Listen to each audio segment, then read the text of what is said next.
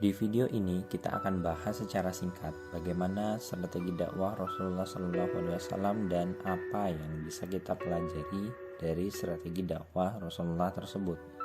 Seperti yang sudah kita bahas di video sebelumnya, Rasulullah memulai dakwahnya secara sembunyi-sembunyi.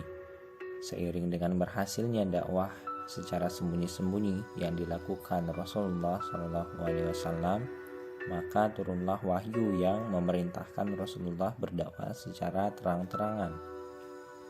Maka sampaikanlah Muhammad secara terang-terangan segala apa yang diperintahkan kepadamu.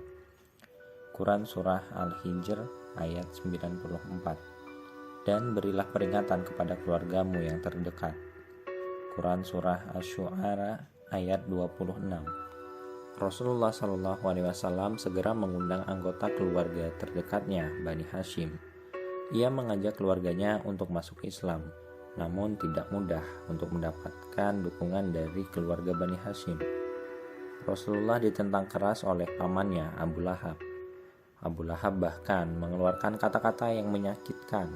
Ia menghina Nabi Muhammad SAW. Aku tidak pernah melihat seorang yang datang kepada suku-suku dari pihak bapaknya dengan membawa sesuatu yang lebih jelek daripada apa yang engkau bawa, kata Abu Lahab. Rasulullah SAW hanya diam. Beliau tidak marah dan tidak takut kepada Abu Lahab. Rasulullah justru mengajak mereka untuk mengikuti ajaran Islam. Ajakan itu disambut gembira oleh paman Nabi SAW, Abu Thalib. Bahkan Abu Thalib memberikan jaminan kepada kebenarannya itu. Demi Allah, aku masih akan melindungi dan membelamu, kata Abu Thalib. Namun pamannya itu tidak memiliki cukup keberanian untuk meninggalkan ajaran nenek moyangnya. Dengan pernyataan Abu Thalib itu, Rasulullah SAW pun semakin bersemangat melakukan dakwah secara terbuka. Dakwah Nabi berlanjut dengan khutbah di Bukit Safa hingga memperlihatkan cara beribadahnya di hadapan semua orang. Rasulullah SAW mendirikan sholat di halaman Ka'bah pada siang hari secara terang-terangan. Dakwah yang dilakukan itu semakin mendapat sambutan, sehingga orang-orang mulai masuk agama Allah. Mereka yang telah masuk Islam itu sering mendapat ujian yang tidak mudah. Salah satunya adalah pertengkaran antara mereka dan anggota keluarga yang belum memeluk Islam. Di antara mereka saling membenci dan menjauhi satu sama lain. Mereka saling bermusuhan. Di sisi lain, berkembangnya Islam membuat Quraisy Mekah sakit hati.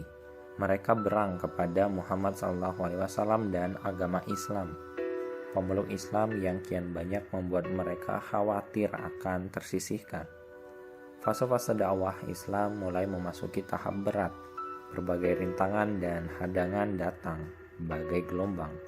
Hinaan, cacian, hingga teror fisik menjadi teman akrab Rasulullah dan para sahabat. Namun mereka tak mundur sedikit pun demi tegaknya Islam di bumi Allah.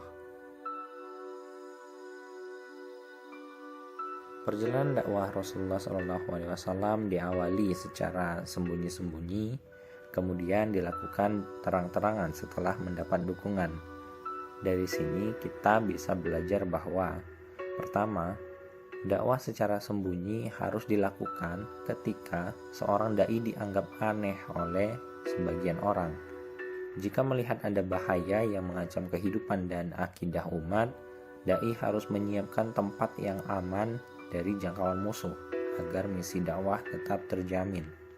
Karena jika tidak diamankan, sedangkan jumlah dan kekuatan masih sangat minim, musuh dapat menghabisi mereka dengan melarang dakwahnya.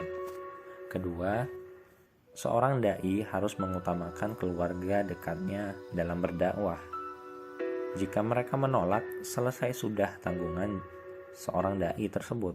Saat ada orang-orang yang mau membenarkan dakwahnya dan mengorbankan harta serta jiwanya di jalan dakwah, maka dakwah sembunyi-sembunyi harus diakhiri.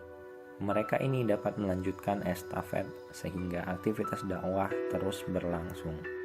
Mengapa Allah memerintahkan Rasul-Nya untuk memberikan peringatan kepada keluarga dan kerabatnya? Ini adalah isyarat tingkatan tanggung jawab. Tingkat tanggung jawab yang paling pertama adalah tanggung jawab seorang terhadap dirinya sendiri. Selanjutnya, seseorang terhadap keluarga dan kerabat dekatnya. Selanjutnya, tanggung jawab seorang alim kepada kampung atau negerinya dan tanggung jawab seseorang penguasa terhadap negara dan rakyatnya. Ketiga adalah Rasulullah Shallallahu Alaihi Wasallam mencela kaumnya karena menjadi tawanan tradisi nenek moyang dan tanpa berpikir lagi tentang baik dan buruk. Seperti Abu Lahab yang menentang Rasulullah Shallallahu Alaihi Wasallam karena menurutnya apa yang diajarkan itu bertentangan dengan tradisi yang sudah ada. Rasulullah Shallallahu Alaihi Wasallam mengajak untuk membebaskan akal dari belenggu taklid dan fanatisme atas tradisi yang tidak bertumpu pada logika sehat. Agama ini bertumpu di atas akal dan logika sehat. Karena itu, syarat terpenting dalam mempercayai keberadaan Allah dan masalah-masalah akidah yang lain, yaitu kepercayaan harus didasarkan pada keyakinan dan pemikiran yang bebas tanpa dipengaruhi oleh kebiasaan atau tradisi.